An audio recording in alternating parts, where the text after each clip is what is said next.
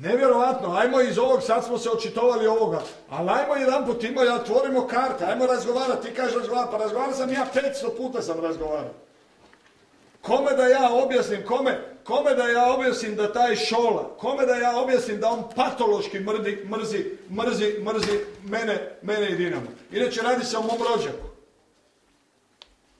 Jer čovjek patološki mrzi i ti to prvi znaš da me patološki mrzi, ne trebaš potvrđivati, svi to znamo da me patološki mrzi i da taj sveti sportski list pretvara u svoju prčiju privatnu, to je sveti sportski list.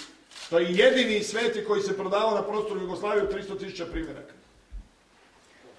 I to je jedanput prčija Šole, jedanput je prčija, pa kako će taj isti flag biti popularan, čovječe Boži, nego da udari po Mamiću, Biliću, Štimcu i tako dalje.